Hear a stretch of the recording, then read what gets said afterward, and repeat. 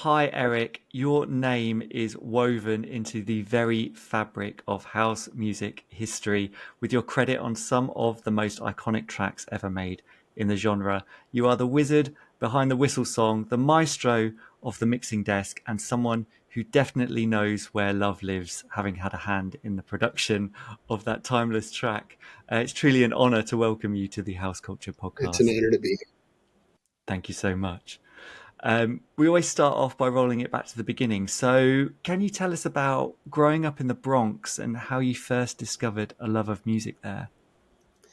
Well, music has always been a part of my fabric. My father's side of the family were opera, what do you call it? Opera directors and classical violinists and all kinds of stuff like that. He was a Hmm. teacher. My great grandfather, who I never met, um, and my father, although it skipped his generation, his mother was a concert violinist, but he was an audiophile. Yeah. So we used to just sit around listening to music, and he was very open to listening to all kinds of music. Hmm. Um, and but he taught me how to listen inside the music sonically, and we used to sit Okay. around comparing wires. But right, this is like long before you could spend £1,000 on a speaker lead, which you can now. Yeah. This was just going to the hardware store and comparing different gauges and stuff like that. So yeah, it's always been a huge part of my life. And going to the record store, there was a record store called Sam Goody in Hmm. Yonkers, which was just north of the Bronx. Yeah. Um, it was my favorite thing in the world. It's like, we're going to go to the shopping center. It was like, yay, we're going to go, So, yeah, it's always been a major part of my life. And I used to listen to records and bang on bongos and set up a little mock drum set using a piggy bank and all this stuff. Yeah. And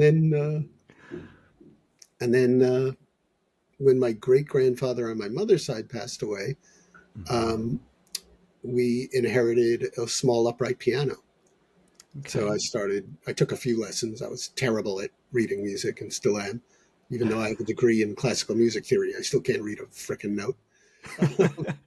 Excuse me, I know it's called That you teaching. can say whatever you want. You can Okay, curse cool. out if you need to, so no Uh, worries. but, and well, and my grandmother on my mother's side and Mm. father's side, they both had pianos. So when I went to their house, I would always play. So when I got one of my own, it just seemed like, okay, let's uh, let's Time check to this out. shine. Yeah, Yeah. So, obviously you had this influence at home from, your father in terms of really listening to music properly and really analyzing kind of how things were yeah, sounding. Were you really interested in what was creating those sounds as well in terms of instrumentations and absolutely. instruments and stuff? It was the electronic side of it was always a big, just again with my father being a gearhead, got Hmm. me into being a gearhead, and just then I wanted to learn what was, I would have like posters on my wall of like Pink Floyd and Quincy Jones of all people. Hmm. Um, but and I would, in some of the live footage, you'd see what they're using, and I'd like, zoom my brain in on exactly what instruments and what amplifiers and anything I could see. And then I guess when I was a teenager, magazines like Guitar Player and Keyboard came out. I still have the Hmm. first issue of Keyboard magazine. I think Chick Corea was on the cover, or Uh-huh. Herbie Hancock. One of them was number one of them was number two. But I was always a gearhead, and Mm. uh, and I and that Sam Goody, this record store, they actually did have some musical instruments as well. So I Yeah. would just like lust over them. I would look in a Sears catalog, which in the U.S. was just a department store. But I Yeah. would just look through these catalogs and see the electric guitars and the drums, and like, wow, one day I want to get one of those things. So, in terms of that, then, when you were going to like school and things, were you leaning towards the musicality aspect or production or playing instruments or anything like that? What kind of Absolutely, inspired you during those school years? yeah. Well, in fifth grade, I guess I was around 11. I met a friend of mine, moves to America from Japan. He was an American family, but his father was in journalism. Hmm. So he lived in Japan for a while, then moved to my neighborhood. And he had a guitar and I had a guitar, and we just decided, let's form a band. And it was him and me, Of course, and we yeah. did like school talent shows and stuff like that. Hmm. So that was my first like taste of actually live performance, other than Yeah, being in some school plays and stuff like that. I was yeah. always involved in something like that. It always interested me a lot more than reading, writing, and arithmetic. So, I was one of the few people who didn't hate music class. A lot of people, and it was, to be fair, it wasn't the most inspiring thing the way they taught it and stuff like that Yeah. until like I was 13, 14. They had better programs going on, better classes. Hmm. But yeah, I mean, it was just always there. It was always inside of me. Yeah. And so, what was your first experience in terms of kind of live music, in terms of going to a gig or seeing a band or a Okay. concert or something like that? Well, the first concert I actually saw, I was in summer camp up in Massachusetts, and there's a Hmm. place called Tanglewood, which is a pretty famous outdoor amphitheater. Hmm. And they took us to see a concert. And I guessing I was like somewhere between around 12ish. Yeah. And that concert happened to be Blood, Sweat, and Tears and Roberta Flack. So, Wow. not a bad Yeah. lineup there for a That's little all kid. right. Yeah. I was like, and and although I knew the only thing I knew about Roberta Flack was "Killing Me Softly" and whatever was on the radio, Blood, Hmm. Sweat, and Tears. However, I had their, I think at least one of their albums. Okay. The first, not the first one. I think it's the second one, which was a big influence on me too. Bands like Chicago and Hmm. Blood, Sweat, and Tears using horns and Yeah. introducing funk and jazz elements into Yeah. pop music, essentially, Yeah. was very different and cool to me. Just about Yeah. as cool, almost as cool as things with synthesizers on them. So, what was the career path for you at that point then? Was it always something that or music was something that you saw yourself working in? Honestly, I had no idea it was going to be a career. Mm. I was playing in local cover bands and stuff like that, and I had bought Hmm. a synthesizer when I was 13 years old, Hmm. and it was a Roland SH-1000 for all you crazy gearheads. It was Uh-huh. their first Roland's first um, like commercially available compact synthesizer. I Hmm. wanted a Mini Moog, but who could afford one of those, right? Oddly enough, I bought a Mini Moog years later for less than I paid for that, On the way. and now the thing is worth like as much as I still have it. It's worth as much as a good used car, but Yeah, I'll bet. Yeah. it's sitting on my kitchen table. Believe it or not, I can't eat or Wow. anything like that because it's a big freaking Moog right there. So yeah, I started playing in local bands, and then I started experimenting with multi-track recording. Even though I didn't have one, I had a boombox and I Hmm. had a proper cassette deck. This Hmm. cassette deck, besides having line inputs, also had microphone inputs. Yeah. So I was able to record something on there through the mic inputs or the line inputs, whatever.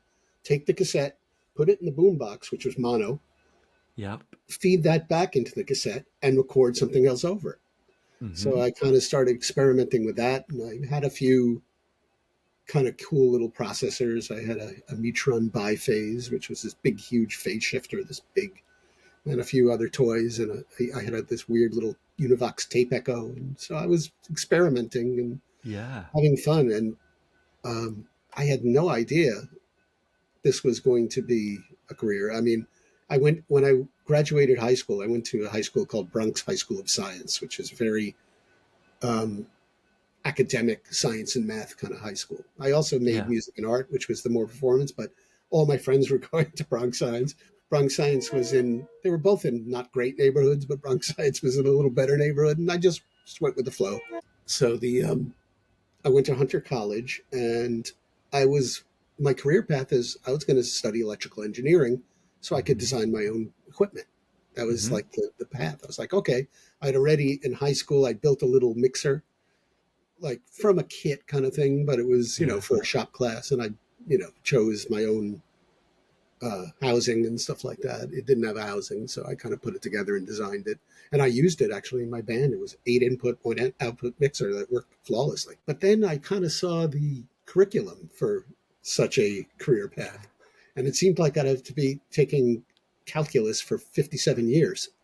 And I decided that's not what I want to do. I go, music. Let me become a Yeah. music major. So I was like, Uh-huh. okay. And I learned all these rules I was breaking and still continued to break them. And sometimes on assignments, they had a certain way they wanted you to do things. Hmm. And I would break the rules and say, see, it still works. And I would do well. And I got an A but I still, it was mostly classical music theory. Yeah. And I could kind of cheat my way through reading some simple lines, but I could never read music properly. Like I could never Yeah. just pick up something and play it or anything like that. And Hmm. like most languages, because musical, that's a language in itself. Yeah. When you lose it, when you stop using it, you just lose it. So, Yeah. I mean, I Yeah. could still follow like a simple line a little bit, but it Yeah. takes me a minute. So that was that. And during that, I was in a band that we started off as a kind of a punk, kind of funk band. Hmm. There was a thing in the Lower East Side of Manhattan called No Wave, and there was Yep. guys like Arto Lindsay and all Hmm. these like really kind of heavyweight art rockers Yeah. um, fusing that fueling this scene. And there were like these funk bands, like A Certain Ratio were Yep. kind Yep. of part of that, even though they Hmm. were from the UK. Hmm. We had the Lounge Lizards and Conk and all Yep. these fantastic bands, Defunct. Hmm. Um, and it was all part of, it was almost like a backlash at New Wave and punk. Yeah. Yeah. And we played CBGBs and stuff like that. And Hmm. I always compare our trajectory to the Jam somewhat. We started off kind of as a punk band, Yeah. but then became a Blue Eyed Soul group. When we did, Yeah. we had interest from I had a friend who was dating a DJ, Hmm. and we also knew this DJ through the bass player and his brother and stuff. This DJ was named Justin Strauss, and he Okay. played at Yeah. the Ritz at the Hmm. time. That was kind of his main home. He played Mud Club and later Hmm. on Area, and he's still rocking it right now. Yeah. Um, he took interest in the band because he was honest with me at the end. He goes, he was interested in producing to lead to more remixes. And Yeah. him and his partner at the time, Murray Elias, had a company called Pop Stand Productions. Hmm. They took us under their wing. We made a few demos. We had a development deal with RCA, just about to sign it, and then we lost our singer, we lost our drummer, and we went through singers and drummers like people change their underwear, basically. Yeah. But we had a core of 3 people. But Hmm. that eventually fell through. But one day Justin had asked me, he goes, "Hey, we're doing a remix for a guy named Bill Nelson." I was Hmm. like, "Bill Nelson?" He was a guitar player for a band called Bebop Deluxe. I was a Okay. Yeah. huge fan of Bebop Deluxe. I Hmm. was like, "You want me to play guitar on a remix for one of the greatest guitarists there ever was?" Okay, So we came in and I laid down a couple of guitar tracks. It was my first experience dealing with MIDI and all that kind of Yeah. stuff Uh-huh. and drum machines. Well, I mean, I actually that's not true. I did have a TR-808 when I was in this play for a little while. Hmm. But yeah, but there was happened to be a Yamaha DX7 keyboard in the room. He goes, "Well, we could use a bass line. Can you? We know you play keyboards too. You want to do it?" I was like, "Sure." And we Yeah. played. I played everything live. I didn't know how to sequence or anything like that. Hmm. Um, and from there, I started doing regular work. Yeah. My father, may he rest in peace, he passed away in '91, many years ago. Hmm. Um, saw me starting to actually make some money doing this, and I eventually quit my day job. But he went out and spent gave me a little budget and said, "Here, you know, you can buy some gear." And I got an 8-track uh, Yeah. analog tape machine with this built-in mixer. This thing now is like a cult thing. It's called the Tascam 380, and like Uh-huh. in places like Nashville, Tennessee, and all these places where indie music, it's these things are highly coveted. When I sold it, I Yeah. couldn't give it away. Basically, it was this Wow. big, huge thing, and ADAT had came out and replaced it. Yeah. Um, but um, yeah, I got that and a few a compressor that I still have to this day, a reverb unit, and I started making my band demos and stuff like that. Yeah. And from there, I mean, I was always the guy in the band making sure like the technical stuff was right. You're out of Yep. tune a little here. Yeah. Oh, that your cable is bad. Let's swap it out and stuff like that. So I Yeah. always had that kind of role as Yeah. the technical guy. As the tech So, guy, yeah, a man of many talents. A good person to have in a band as well. So the band always needs one of those guys. yeah, Um, but I could probably be annoying too. I guess I was the guy in the band who might have been a little heavy-handed, even though, oh but well, anyway. if it makes it sound better, it's all good, isn't it? So I mean, so in terms of Justin Strauss and that era of being in New York at that time as well, with the music that was changing and more electronics coming into the scene. What was your kind of exposure first to kind of house music or more a lot of kind of electronic music? I would say.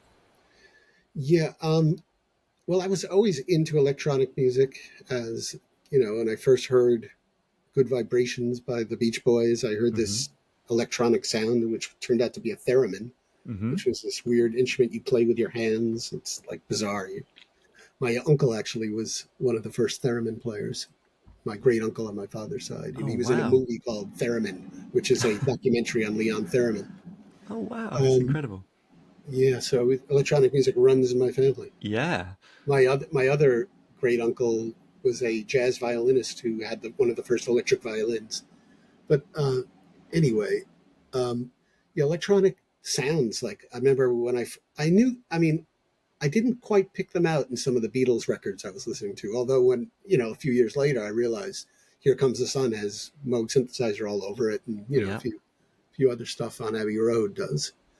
Um, but then I remember someone playing one of my brother's friends. I had an older brother too, which was a big influence because having someone 4 years older, like at age 5, I was listening to Hendrix Axis Bold as Love. And talk about Yeah. electronics, even though he wasn't using synthesizers, he was using studio techniques to do crazy things. And I was just like, Yeah. what the heck is going on here? This is amazing. Yeah. So that kind of electronics. And then I heard an album called Brain Salad Surgery by Okay. Emerson Lake and Palmer that my brother's Uh-huh. friend had played. Yeah. And it was just like 80% synthesizers and, well, a lot of organ too, but it Mm. was just a lot of synthesizers doing kind of the lead melodic lines other than the vocals. Yeah. And I was like, this is freaky. I gotta, so I got into prog rock because it had Hmm. electronics on it. Yeah. Yeah. Yeah. On the radio at the time, there started to be little blips like you had Autobahn by Kraftwerk was on Hmm. pop radio. Hmm. You had a little later on, you had the song Popcorn by Apollo 100, I think. No, that wasn't Apollo. I forget who Jean-Michel did Popcorn. Jarre is Popcorn. No, it No. wasn't Jean-Michel Jarre. It was someone else. He might have done it, a version, but the one that was on the Hmm. radio was someone else. Apollo 100 was something different. That was, I think. But Mm. anyway, it was a synthesizer record. And Yeah. from there, the albums like Switched on Bach came out, which I didn't really care for that much. But then this Hmm. guy Tomita came out and started doing classical pieces in electronics. That was just crazy. And still to this day, how he did some of those things, given the technology of the day, is pretty amazing.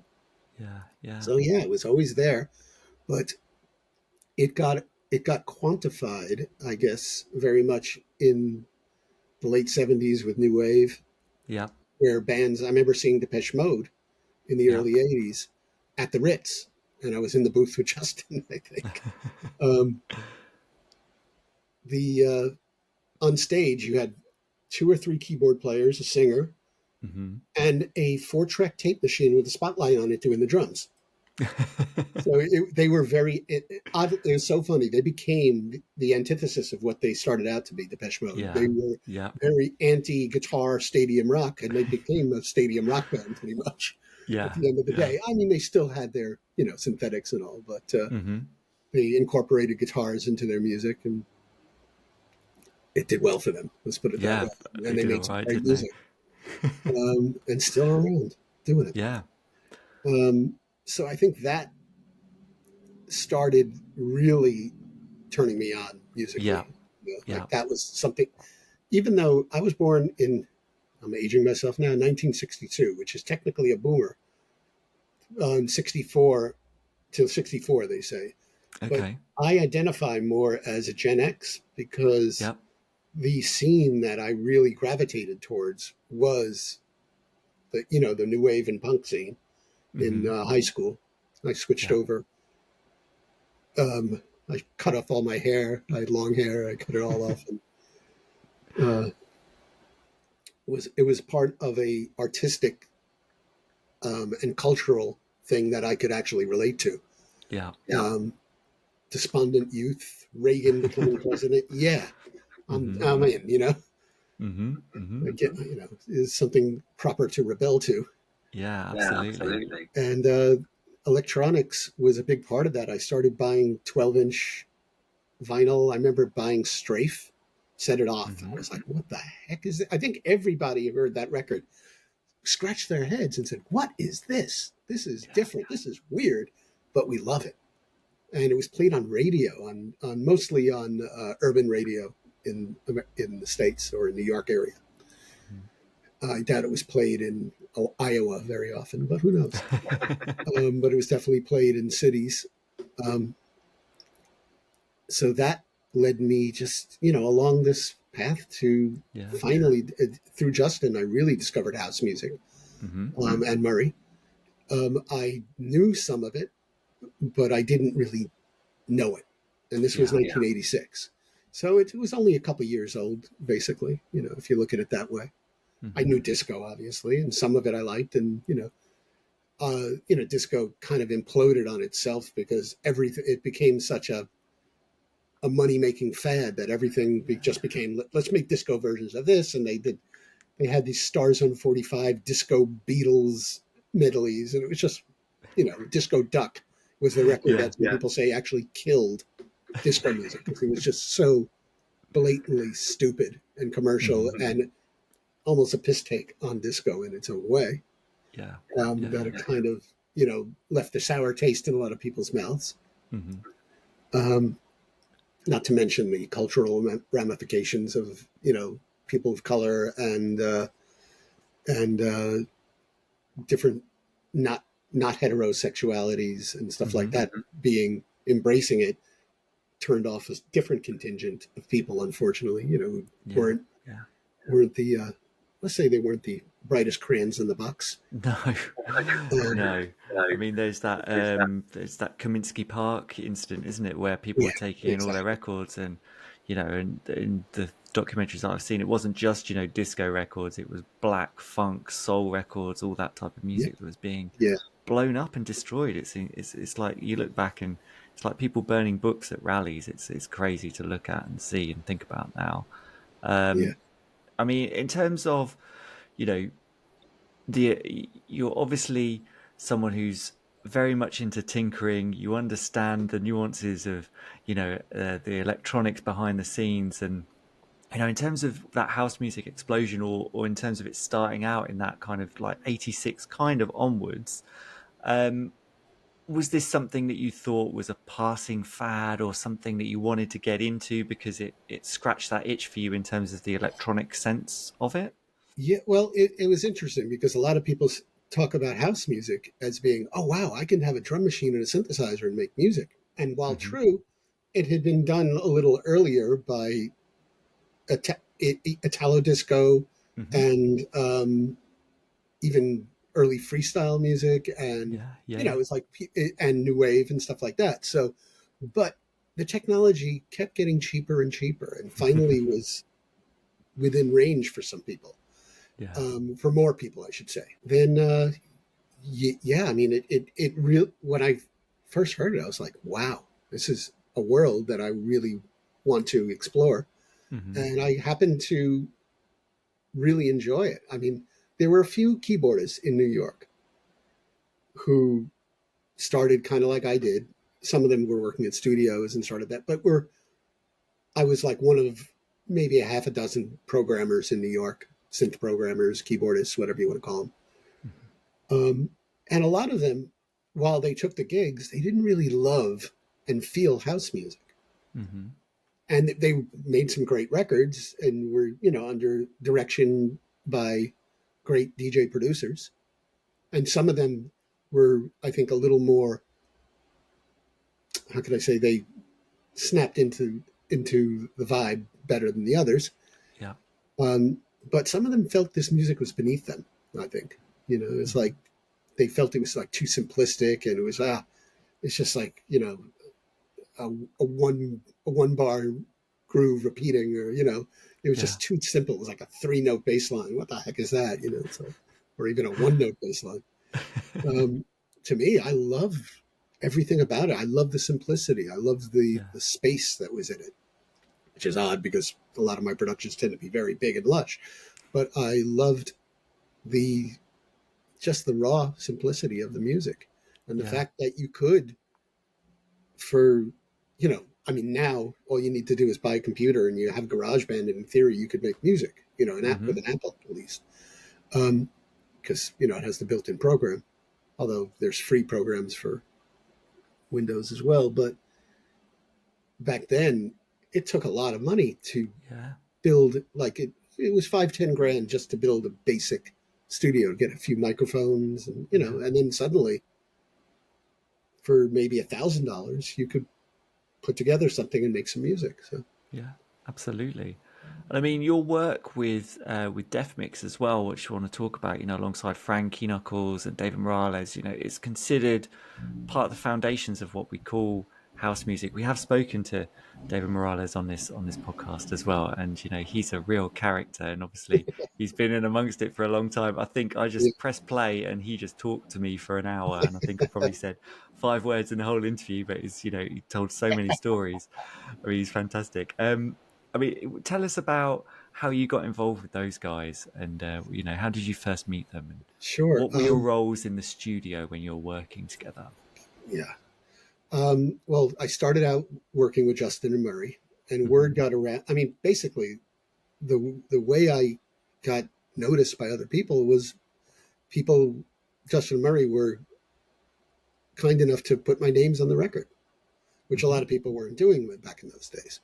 Yeah. So they put my name on the record, and then I got a call from a guy named Richie Jones, who of Degrees of Motion fame. We ended up doing Uh that huh. project together a couple of Yeah. years later. But he was also doing remixes, um, and a few other people. But then, well, I think I might have worked with Arthur Baker already, or had worked at Shakedown Studios, which is his studio in New York.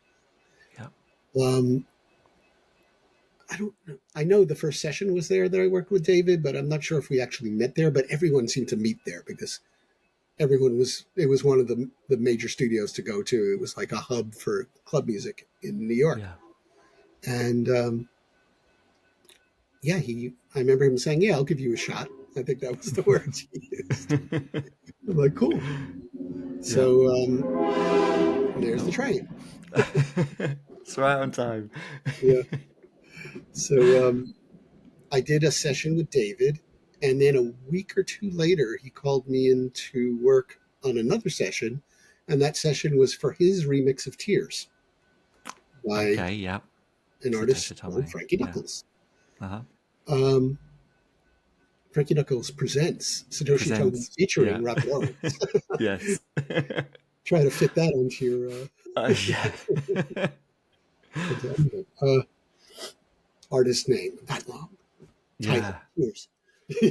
So Wow. So that was your first session working with that was my them. second session with Tears. Second section. Yeah, the first one I think was called Rami and I think it might have been Rami and Jazz, but I'm not sure. Mm. But then that led me for to do a session for a group called a British soul group called Reed, Reid. Okay. And oddly enough, I had already worked on a remix of the same song with Richie Jones, Uh but huh. Frankie and David, they didn't work together that often as a duo, But Hmm. some of their stuff, like Alice in Limerick, is massive, and they did some great work as a duo. But Hmm. sometimes they were called in separately. Sometimes they said, "Could you do it together?" And Hmm. this one they were called to do together. So that was my first time meeting Frankie, Yeah. and this all happened within the month of May in um, 1989. Yeah. Wow. I mean, And what, sorry, go on. no, and suddenly, I started working with them more and more, and Hmm. eventually it was at least 2 sessions a week. Wow. Wow. And in terms of tiers specifically, what can you remember what you were adding to that? What kind of shape was it in before you Yeah, I was like, what are we arrived? going to, this record's perfect. It's like, how could you mess with a perfect record? But that's often been the case. It's sometimes Yeah. daunting to do remixes because the original is so fantastic. What are you going to bring to the table? Yeah. And I remember Hmm. David did a very different, he went completely different drum wise than the original. And he did Yeah. like an 808 kind of feel Hmm. um, on the beats. And I just did this bass line. I'm trying to think of if I nicked the bass. Like, I don't, try to nick stuff, but mentally you go, okay, that must have been used on something. But it was do, do, do, do, do, do, do, do. I just did this bass line. And Hmm. then I did a couple of keyboard lines, and he kept it very sparse, Yeah. used some of the original stuff. And it's funny because until recently, I never played it. I only played the original. Hmm. But then only in the past few years. Actually, it happened that Francois K had played it on one of his Twitch streams, and I was like, Yeah. "That's pretty damn good. That's a good alternate version to play because the original, while brilliant, sometimes you want to hear something slightly different, but you still want to hear, Hmm. that song." So Yeah. Yeah. And during that era as well, of all of these tracks, there's so many different mixes and different takes on these tunes. When you do go back and you crate dig, you can discover these ones that were like, wow, I've never this I've heard this track so many times, I've never heard this mix of it, and that's what's so exciting about that era yeah, of house music to me. even for me, I look back like at some of the stuff I did with Frankie and David. I was like, "Wow, I don't remember this mix." It's like there was David did, so many passes Yeah. sometimes in the best way. It's like, wow. Amazing.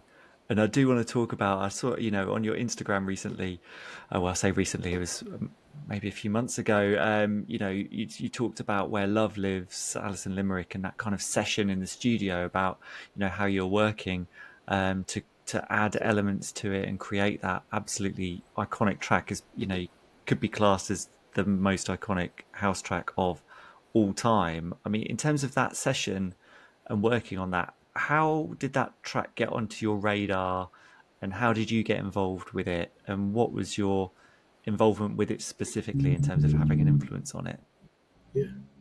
Well, how it got my radar is I got a phone call like, "Are you available next Wednesday at 2 o'clock?" I said, "Sure." So I got into the studio. You never knew what you were getting into. Yeah. Uh-huh.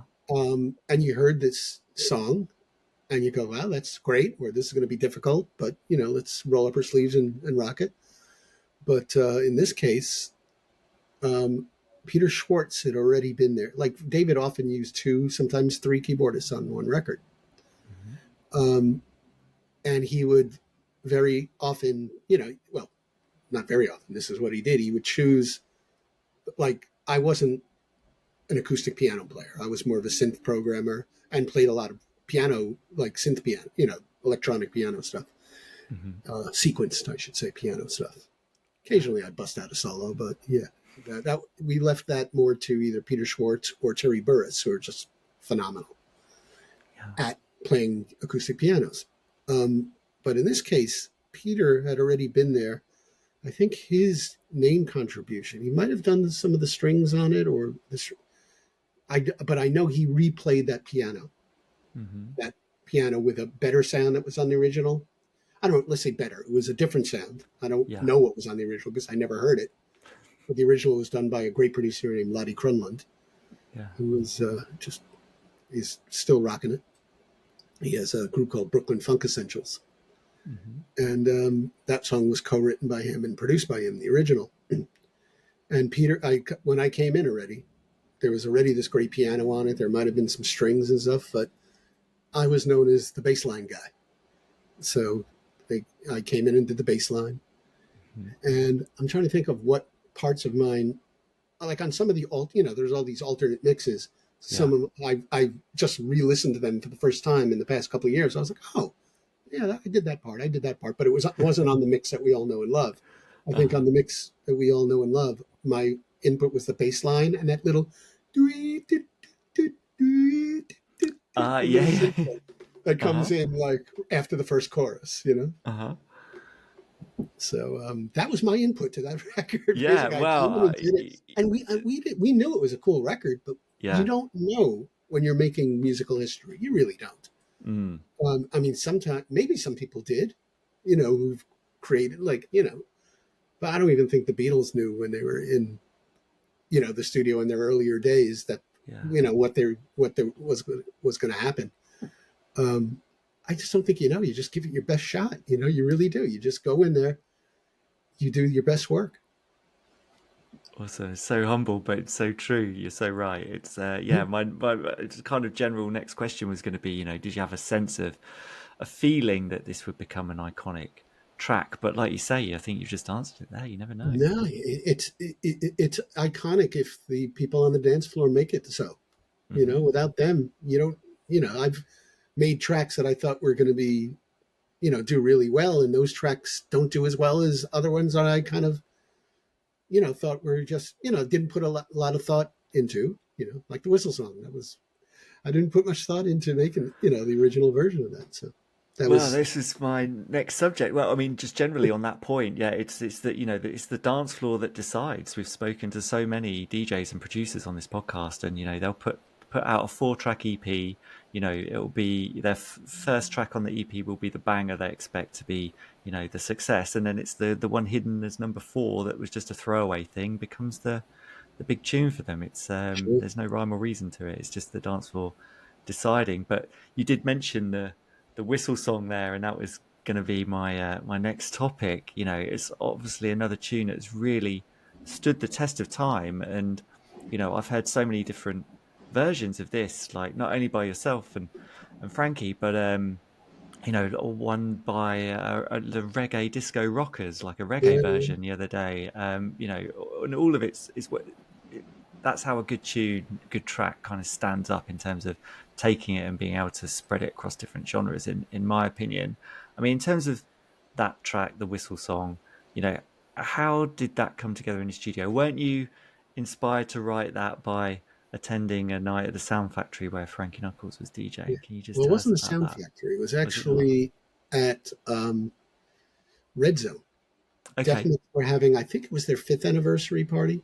Hmm. I'm not sure the exact number, but I think it was number 5, and that was in 90 or 91. Hmm. And it was the first time I actually heard Frankie play live. I'd heard David a few times, but I never really heard Frankie yet. And his set really moved me. And I remember one of the tracks that stood out for me was called "Logic: The Warning" Hmm. on Strictly. Yeah. And I've always loved that chord pattern, which was basically to me was Eric Satie Gymnopédie number 1, I think it is, which is just it's for the geeks out there. It's 2 major sevenths, 1/4, 1/4, 1/4, back and forth. And so basically, after hearing him play, the next day, I barely drank at the time, and I don't drink at all now, but I remember having a shot of scotch and just going into my studio, and I took the Eric Satie chords and inverted them. Instead of going 4/1, I went 1/4. Just the Hmm. same chords, but not the exact same chords, different inversions, but Yeah. basically major seventh to major seventh. And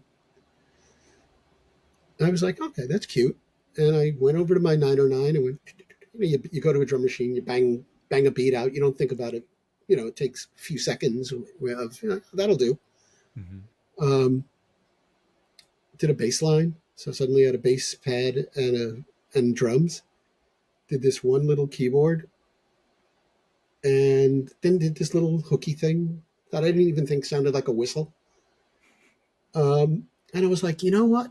There's this record, The Poem by Bobby Condors, and Peter Dow, another fantastic keyboardist who was around in the scene in those days, played a what I call a fake flute solo. It was a synthesizer flute, and I was like, yeah, I don't have a really good flute sound, so I just picked up this Yamaha DX sound. It sounded like crap, but I was like, you know what? If I put enough reverb on it, it'll sound fine. And I just bathed it in reverb and delay and stuff like that, and just did this flute solo. Mm. And that was that. I put it in. I had recently got a Macintosh computer, so I was able to work linearly. My earlier sequences where you had to do like, okay, you do a 2-bar sequence and then another 2-bar, a 4-bar, or an 8-bar. This I was able to just work linearly, so I was able to just knock out a solo in MIDI. And yeah, it must have been 1990 because I just got that computer, and I just put the little track together, put it on a cassette. Didn't really think all that much about it. I thought it was cute, and I Mm. did live mutes on these. I had these little keyboard mixers and stuff like that, and I'm dropping out the bass line by turning this little knob like this. I mean, literally, the knob was smaller than my pinky finger. And that was that. I put it on a cassette, and then Frankie came over to my house because he had just gotten a record deal with Virgin, Mm. and he had an idea to do this track that he was going to call Workout, Mm-hmm. and he wanted me to help him put it together. So we did that, and just at the end of the session, everything's cool. I kind of said, "Hey, I got this cassette. I'd love you to hear it." And I put it on, and he was like, "Yeah, I like it." He goes, "Make me a copy of it, and maybe I'll put a vocal on it and put it on the album." I'm like, Mm. "Cool." So I did that, and he had a copy of the cassette, so it was like a second generation cassette. Um, well, he took that cassette and he's transferred it to reel, and he started playing it at the Sound Factory. And I wasn't there, but I was told that one night, like he literally stopped all the music and just put it on, and it was all dark in there or something like that. This is the Mm-hmm. legend. I don't know. And people just loved it, and people, oh, as he started playing it over the next few weeks, people went up to the booth and said, "What's that whistle song you've been playing?" So the song was named by the audience there. And Frankie Mm. said to me, he goes, "You know what? Not putting a vocal on that at all. It's great the way it is. We're going to put out that version, but I also want to do a version with Paul Shapiro doing live flute, and I want to do my take on it." I was like, "Cool." I was like, "Wow, my first major label release as a producer and as a composer." I'm like, "I'm in." Yeah, So that's awesome. kind of how the whistle song was born. And honestly, the I think I spent 20 to 30 minutes on that initial demo. That ended up being the I had to recreate it because it was only on cassette.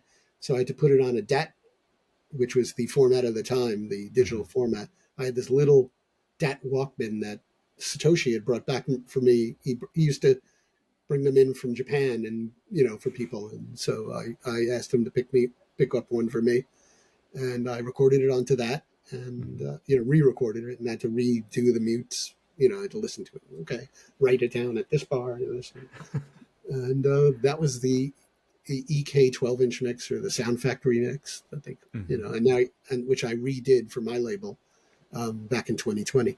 Yeah, yeah, and we'll come on to that towards the end as well in a bit more detail, because that's one of your picks for the perfect playlist when we get onto that point. And that's really like almost kind of you. It shows like kind of no ego in terms of I've created this thing, I want you to hear it, and then Frankie's going to take it away and put it on his album. There's no kind of preciousness over that, or ego about ownership in terms of what you've done and how you work with other artists. Yeah. Well, again, it's interesting because there were a lot of people in my position as a keyboard player and writer who were a little more dear with their stuff, and they had gotten screwed over by a lot of people. I was lucky to have worked with people who were good to me, and who were Mm, always pretty darn fair, and they credited me, they paid me well. We mm-hmm, had a great time making the music. We had a lot of fun in the studio. So I didn't even think of it. I was like, when I look back at it, it was like that was a great move. It's like Yeah. I didn't have a deal with Virgin. Like that song probably would have done nothing Yeah. if I had put Yeah. it out myself. Who knows? But you know, the way it went, it was on a major label. It ended up getting me a publishing deal, even Hmm. though that song was already spoken for.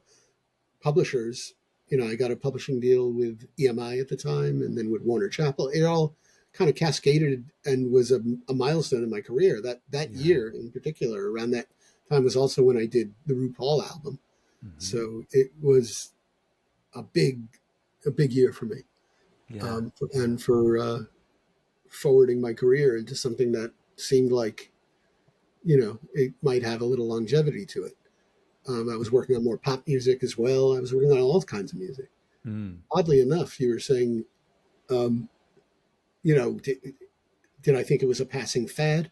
I didn't think it was a passing fad, but no, not my wildest dreams did I think that 40 years later, house music would still be enduring Yeah. Yeah. in very much the same form it originally was in. Hmm. Yes, there's a lot more subgenres and stuff, but there's still some very pure house music Yeah. that more than vaguely resembles the original stuff. I mean, Yeah. Yeah. it's pretty much the same thing with, but in a good way. I'm saying, Mm. it Hmm. maintained the integrity of Yeah. what house music always was. Yeah. Yeah, it has, and you've been a part of that from the very beginning. Another key track I just want to mention before we really kind of accelerate on is the I know it's dubbed a Frankie Knuckles remix, but I'm pretty sure you had a big hand in it as well. It's the remix of "Blind" by Hercules and Love Affair. I mean, this track is almost a modern classic, quintessentially sums up house music for me. And we interviewed the trio behind the Faith Fanzine series of parties. So Terry Farley, Stuart Patterson, Dave Jarvis, and at the parties that they put on, they're obviously very true to the core of house music. And between the three of them, they always argue as to which one's going to play this track in the party. Uh, so as I mentioned, I know it's listed as a Frankie remix, but obviously you had some input into that as well. Yeah. Well, that was actually the unofficial first director's cut record. Hmm. I always Yeah. say because Frankie had moved back to Chicago. Hmm. We hadn't worked together that much. I'd done a remix for "Keep on Moving," which I co-wrote with him. I don't know if he was in New York just for a little while, or it was just before he moved back, but he was in Chicago. He had just had the operation on his leg where he had part of it moved. Hmm. And he was kind of, doing some downtime for a little while, but he called me. I think it was, 2007, 6 or 7, and said, "Hey, there's this record that they've been, they won't stop calling me to remix. The vocal is kind of weird. Hmm. It's different. I'm not quite sure where to go with it. Um, but I think, something cool could be done with it." Hmm. He goes, "We've never worked this way, but maybe we can work remotely. Whereas, I bounce some ideas off you and we, go back and forth until we get something cool." And I was like, "Yeah, sure, man, that would be great." So, after discussion, I went in the studio and started messing with it. And I think mentioned this to Frankie. I go, I would imagine if we took the kind of that lush sound that we created in the late 80s, early 90s, but fused it with the pre Eric Kupper Frankie with those Italo disco sounds, which I use. There's this one sound in it that's very Italo disco. Hmm. And, yeah, it was like, let's do it. And I did what I did. And then they had this weird little horn line, and I took it and then I transposed it to work with my chord changes. Hmm. And Blind happened. It just happened. And again, we didn't think that much of it. We were like, okay, that vocal is definitely unique and different. Hmm. We didn't think it would be necessarily embraced as much as it was. But then Yeah. in the summer of 2008, I was out DJing in Europe, and I was playing in Sardinia, and I was playing in Portugal. I was playing all over Europe, and I Hmm. just heard it everywhere. And I was shocked. I was like, this is before the days of Beatport and Tracksource being what they are now and being so Yeah. influential, and you could really see what's going on worldwide. Yeah. Um, so yeah, it was. I was shocked on how. I mean, I could not go into a club without hearing that record that summer. Yeah. It was pretty amazing. So, Really broke and through. and then we did a couple others like that, and then Hmm. finally Frankie goes, "I got an idea." He goes, "There's strength in numbers. I have Uh-huh. my fan base, you have your fan base. Hmm. If we come out as a duo," and Hmm. he goes, "I think you really deserve this at this point." Um, we called it Director's Cut. That was Yeah. his idea. And I Yeah. remember we did just done a Depeche Mode record called Wrong, and I think the next one was $1 Million Bill by Whitney. Hmm. And I think he put in the credits as director's cut, Eric Kupper or Frankie Knuckles and Eric Kupper. Yeah. And I think the record label still called it Frankie Knuckles director's cut mix or whatever. And Frankie was livid. He called. So he really, is all by his grace. And, I would have been happy, doing what we did. It Hmm. was Hmm. to be, to be frank. I mean, I was getting plenty of work, but Yeah. he was also getting his work, and the director's cut stuff didn't come in through me; it came in through him. Yeah. So for him to include me on it was fantastic, and I can't thank him more. Yeah, and that director's cut series, the breadth of things that were tackled in terms of genres, old classics, modern stuff. When you would decide, how would you decide what you would take on next? Were they coming to you, or were you going through a back It catalogue? was And Frankie. Frankie would yeah, decide. He would yeah, say, "We got another one." I'm like, "Okay." So and some of them were for his friends, Mhm. and people that he enjoyed working with, singers like Sybil and things like that, and some of them just came cold calling, Yeah, because they had liked what we did previously. We did a few things for Defected, the In It Together record, which is one of my favorites, yeah. and then we did Hallelujah anyway, and the word started spreading about Director's Hmm. Cut, Hmm. and they came. Well, if you build it, they will come. Yeah. I mean, you mentioned DJing there as well in terms of going, worldwide in Europe and things like that. Obviously you're a DJ in your own right as well as a studio wizard. What's that kind of best balance for you between playing material, maybe playing material that might not necessarily be your own as well, versus hunkering down in the studio? How do you divide that time between the two passions? Yeah, it varies, quite frankly. Hmm. There's sometimes in the past 15 years where I preferred to be out on the road to clear my head and then go back and get in the studio refreshed. Hmm. But then this little thing called the pandemic came along and kind of quashed that for a little while. Hmm. Um, and I'm just kind of getting out there again. To Yeah. be honest, Hmm. the studio work over the pandemic became so regular and so busy that it just became my kind of habit is to just, okay, let's make a few records this week, and Yeah. Yeah. and but I am looking forward, and I've done I've selectively done gigs since 2022 Hmm. when things started to reopen, Hmm. um, and it's something I love. I'm playing in Brooklyn next week. Yeah. Um, yeah, I mean, it's just amazing to see the audience reaction, because I do. When I first started playing, I almost played none of my own stuff, Hmm. and then but people were asking me. They would hold their phones up and put this record on. It's like, Hmm. do I even have it? And it was one of my records. And then a friend of mine said something wise, and he goes, "You don't go to a Rolling Stones concert to hear Led Zeppelin. I'm like, okay, point taken. So I started playing a little more of my own music, and now sometimes I'll play 75, 80% my own music. Hmm. And, I actually did, I was playing in Bali um, in early 23, late 22. It was like over the New Year's holiday.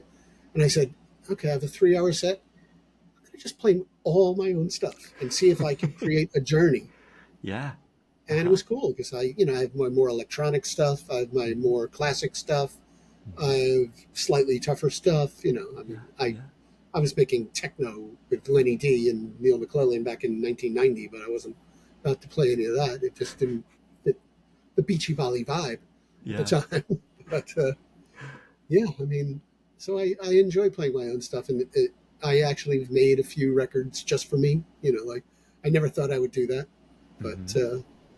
yeah, I've made some records that unofficial remixes that Yeah. like I might have had the vocal because I actually worked on an official remix of it. Hmm. So I Hmm. did my own version just to have. And that's the reason why people go to see certain DJs, because there's only, you only know you're going to hear that particular person play that record because that's the only person that's got it. It's always a good thing to Yeah. know.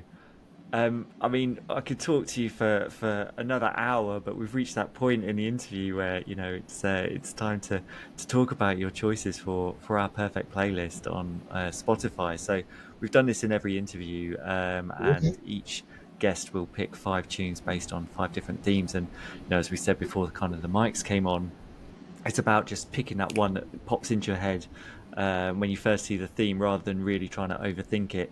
And we've had people that will be happy to just deliver, that really cheesy thing. Sometimes they're like, "Oh, I'm so worried about it not being cool," and it's like, no, no, no. It's like we want to hear what first popped into your head. Yes. And you've already mentioned a moment about it, but a catalyst tune for you, which was the Beach Boys, "Good Vibrations," and the theremin in particular. I mean, and just the Beach Boys in general. um, I think I was talking to someone about this the other day. Like, as a band, they're just almost everyone's so familiar with their songs now that they're just the Beach Boys. But when you actually take them in isolation, each track, and actually break down how really nothing else really sounds like them or what they were doing or like where they would go in a track. Like there'd be 3 or 4 different tempo changes sometimes. It just Yeah. when you break it down like that, it's quite insane what they were up to.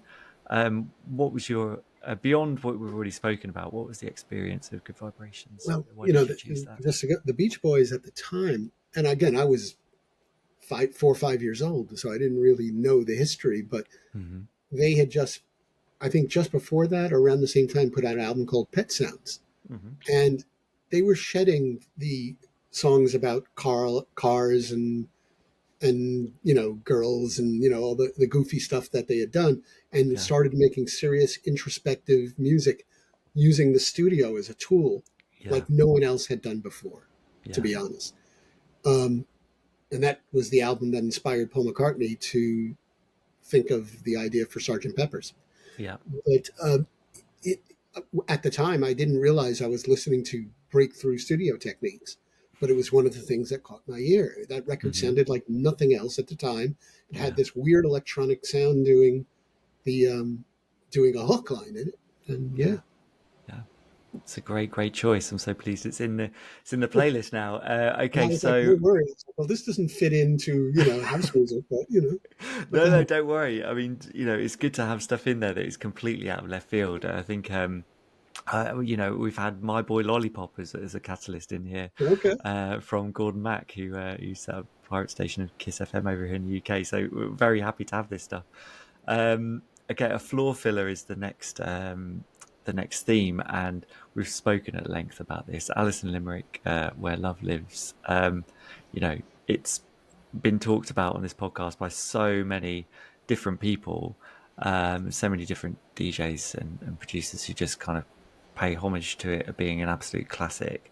I mean, you must play this when you play out DJing. Like, what does the reaction of a dance floor when you see that what does it do to you knowing that you had a hand in this track? Um, I mean, it's just amazing to see almost three generations react the same way to a song that was done, you know, 30 something years ago. I always played the main classic mix, but recently I have an edit that Frankie did that actually has drums before the piano drop. Hmm. So yeah, I have a private little edit that I sometimes play if I want to cue it up. Although Yeah, sometimes I miss. I used to just hit on the CDJ, hit that piano for like a minute, but not a minute, just for like one phrase while the yeah. song before was playing, so people was like, huh, huh, because that piano line is obviously the Oh iconic man, thing. yeah. You know, as much as the chorus is hooky, Hmm. that piano is everything. You know, Yeah, yeah. and oddly enough, that track was used basically for "Lazy" as well, wasn't it? Hmm. Yeah, yeah, yeah. I've actually got a bootleg that mixes the two together, which is it Yes, I works really remember that. well. And we were talking about mixes and things like that, rediscovering things earlier as well. There's the cut to the bone mix, which is kind of like it's got no vocal on it, and that, like, when I heard that recently, I was like, holy shit, how have I not heard this? Same here, and that's Yeah, the one that has more of my little parts on it. You know, oh, that weren't on the original. yeah, So it's absolutely beautiful, and that's one where it's not that anthemic one. It's one you can just play, and people would be like, "Oh my, this is where love lives." yeah, I don't even have it on my drive, and it's something I keep thinking. Oh yeah, I got to put that on my drive. You know. Well, there you go. Write that down. Yeah. Okay, a sunsetter. You just mentioned this as well. Logic, the warning on Strictly. We've spoken to Gladys Pizarro on this podcast as well, and she's given us all the history about Strictly Rhythm and everything. But yeah, what's your experience with Logic and the warning beyond? I mean, that was a difficult one to choose because there's so many, and but for me, that one just has this beauty to it that Mhm. I think is a perfect sunset record. You know, Yeah, it's or sunrise or anything in between, but it just has that vibe to me. You know, I could yeah, imagine. Yeah, I can imagine it being played in that setting. It has no, and it's not like that. I heard it during a sunset or anything like that, but I just think it's the right mood. yeah, yeah. It's got a great voice on it as well. It's Yeah, one of yeah, those ones that reverberates. Okay, a tearjerker. You've chosen your Sound Factory re-rub of the Whistle song. yeah. Like you said, it was released recently on Hysteria, your label. Tell us what you've changed about that compared to the original. I tried to change as little as possible. Hmm. In fact, I painstakingly put the original up next to it and made sure everything was pretty much exactly the same. I made the intro a little more DJ friendly because the intro on the other one had some odd bar signature. I wasn't thinking, I'm Uh-huh. going to make a DJ record. I was like, yeah, I'm just throw down this little demo. And so I recreated it back in 1991. And then I recreated it again now, but just making the intro a little more DJ friendly. I still kept the fade at the end, and a lot of people said, "Why'd you do that?" Why not? If you can't fade Yeah, that into another record, then you should think of another career possibly, yeah, um, or just let it fade, and it's the perfect setup for something completely different. If you want to, bring in something that starts with a vocal or something that's something else that starts weird. yeah, But yeah. that record's a tearjerker to me for many reasons. Mm, It has a melancholy vibe for hmm. sure, but obviously, it's represents a significant uh, relationship milestone between Frankie and I, and I miss him terribly. Yeah, yeah, and as the whole scene does as well. Yeah, A true legend. Okay, the last tune, the crowd is asking for one more. You've chosen Alicia Myers. I want to thank you, which is a phenomenal choice. I love it. it's the record I played at the end of every set I did for quite a while, Mhm. and just for that, it was a way of saying thank you to the crowd. It's also a good record because it slows things down a little bit and Yeah. kind of, it's not the kind of thing I'm going to play if necessarily if there's another DJ coming on, but if I'm Mhm. finishing up the night, that would, it's a perfect record. Uh, you know, put the lights back on, guys start sweeping the floors. The last people there are still rocking to it. Yeah. Um, I remember the first time I heard that played in the club was at the Red Zone with David, and he kept playing the intro over and over again. Bah, ding, ding, ding, ding, ding, ding, and then and again, bah, ding, ding, ding, and he played it, back and forth on the turntables. And that was one of my first experiences seeing a DJ kind of remix a record on the fly. Yeah. I Yeah. learned by watching Justin and David and Frankie and Louie, Mm. and just that's how I learned how to DJ. Just by watching these amazing people. Like, lucky enough, I was lucky enough to be allowed into the booth, and Well, and that would influence you in terms of seeing what they're doing with records, about how you're producing records for them, I'd imagine, as yeah. well, for that scenario. I remember there was one record I did, the Groove Collective, "She's So Heavy," and it was a huge record for Louis. Hmm. And that record was a weird. It had like these 6-bar sections in it and stuff like that. Another one I had no idea. It was, it's like, okay, here's a jazz Beatles record. I'm going to make a house record out of it. And no one's, and it became quite a huge record in New York and in Italy and certain places in Europe. But I remember hearing he had the record on two turntables, and he had them timed like, I don't know if it was 8 bars apart or 6 bars apart, whatever it was, so he could extend each phrase Mm. at will. And Hmm. it was like, wow, because I heard the record and I expected it to do that, and it didn't. It went Yeah. either repeated or went to a different section. I was like, damn, okay, you better work. It's great to hear. Okay, I mean, we've done the last tune, and this is the last question that we always wrap up with. We are house culture, and this is the house culture podcast. What we're interested in as house culture is, it's not only the DJs, producers, artists, and music. It's the personalities, it's the scene, it's the fashion, it's the art, it's everything encapsulated into a whole cultural movement.